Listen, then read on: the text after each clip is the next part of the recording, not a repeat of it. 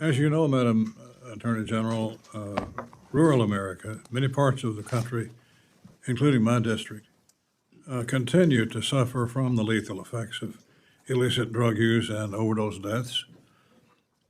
How does your 26 budget propose to address drug crimes such as trafficking and the influx? What are you doing differently than in the past? Chairman, what we are doing, we are focusing all of our law enforcement agencies on getting these drugs off of our streets. Since I was a state AG, I focused on the opioid crisis. I focused with all of our agencies working hand in hand on the drug crisis. Securing our borders, I believe, was the first step. We will continue to do that. On May 22nd, I believe, Chairman, we announced the success of Operation Raptor, the FBI-led DOJ operation that targeted fentanyl trafficking on the dark web. That's become a huge problem. You know, with added technology now, we have seen drug trafficking increased not only across our borders, not only through the mail, but also on the web. And that's something I believe that we can all work together on. I believe that crosses party lines. That's something that we all need to work together on.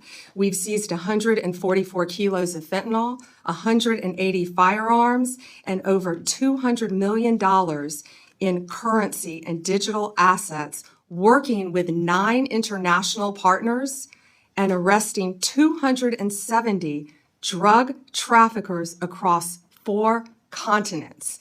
And that was all because of Operation Raptor. On May 6th, we executed the biggest fentanyl bust in DEA's history. We dismantled a Sinaloa cartel that trafficked across 5 states: New Mexico, Arizona, Utah, Oregon, and Nevada. We seized 412 kilos of fentanyl pills, 11.5 kilos of fentanyl powder, and 49 illegal firearms. We arrested 16 accused drug traffickers. These cartels, these gangs, are so organized that they insulate their leaders. The leader of this particular cartel was living in Oregon, yet none of the drugs were with him.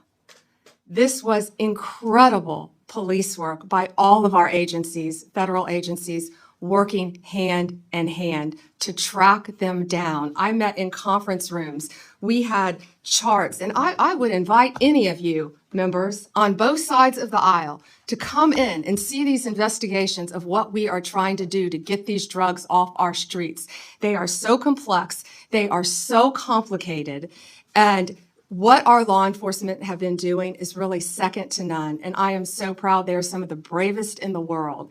And I am so proud at what they have been doing, working with all of our state and local partners to eradicate these drugs. My point of that was in Oregon, was the leader of this particular Sinaloa gang. And again, he insulated himself. But we were able to catch him thanks to great police work, and we will continue to do that. Well, congratulations. Thank you. And thanks for the invitation. I hope we can take you up on that. During his hearing before us, FBI Director Patel indicated a lot of precursor chemicals that originate in China are now going to terrorist organizations that reroute the precursors into our country through the northern border. What can you say about that? Yes, Chairman, that's accurate. You know, I've been fighting this fentanyl epidemic since I was a state AG, when it really first came on the market. Ironically, I was recently in Poland at a security conference with all of my counterparts around the world, and I will never forget something they said to me. My counterpart in Poland said, fentanyl isn't here yet, because they protect their borders. And yes, the northern border is now a great concern to all of us, I would think to everyone on this committee. And yeah, that's it. That's a great concern, but we will continue to do that. We are fighting to protect those precursors from coming in, as we know. And you know, what they keep doing is they're changing the precursors. And they continue to change them, and they continue to send them through Mexico, through Canada, on ships, through our ports of entry, into our country, but that's something we have to all work together on to stop. I went to our DEA lab. I met with our DEA. It only takes, it looks like almost 2 grains of salt. I had them put sodium chloride in a little bottle so I could show people. That's what it takes to kill you. And that's what our kids are taking. They don't realize that it is mixed in, they think they're buying a Xanax, an Adderall. I can't say this enough, an oxycodone pill. They think they are buying something else, and this junk is being laced, this poison, into these pills throughout our country. And that's something I feel like we can all work together on to try to stop. But yes, that was, sorry, a very long answer to yes, it's coming in through our northern border, but we are doing everything we can to secure that. We are working with Homeland Security very closely, and they're doing an incredible job on that as well, Chairman. In a tense congressional hearing, the Attorney General outlined an aggressive strategy to combat America's growing drug crisis, particularly the devastating spread of fentanyl. Lawmakers pressed for answers on how the Justice Department plans to tackle trafficking networks, address the flow of dangerous precursors from abroad, and secure U.S. borders.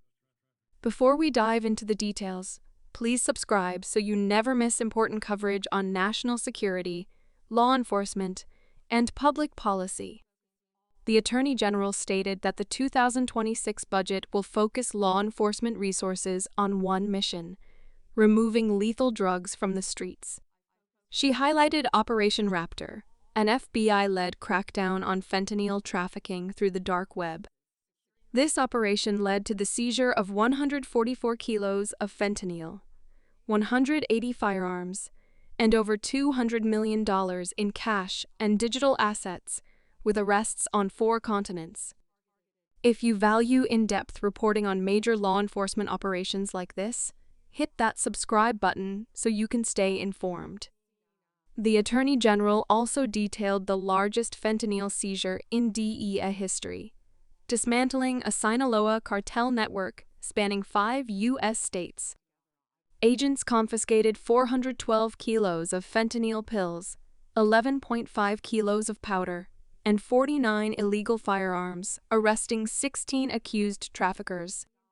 She emphasized that cartel leaders often hide far from the drugs themselves, making investigations complex, but not impossible for coordinated federal, state, and local teams. For more investigative updates and real-time case breakdowns, subscribe now so you do not miss the latest developments. Lawmakers raised alarms about precursor chemicals, often originating in China, being rerouted by terrorist organizations through Canada into the U.S. The Attorney General confirmed this is now a major concern, alongside traditional smuggling routes from Mexico. She noted that traffickers continually alter chemical formulas to evade detection, underscoring the need for international cooperation and better border security.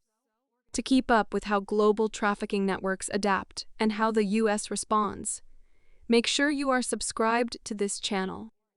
Perhaps the most chilling moment came when the Attorney General described how little fentanyl it takes to kill. A few grains, comparable to table salt. She warned that counterfeit pills laced with fentanyl are being sold as Xanax, Adderall, or oxycodone, putting unsuspecting users at deadly risk.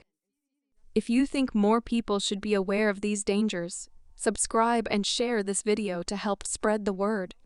The hearing made one thing clear. The fentanyl crisis is not just a border or policing issue. It is a national and international challenge that demands urgent action.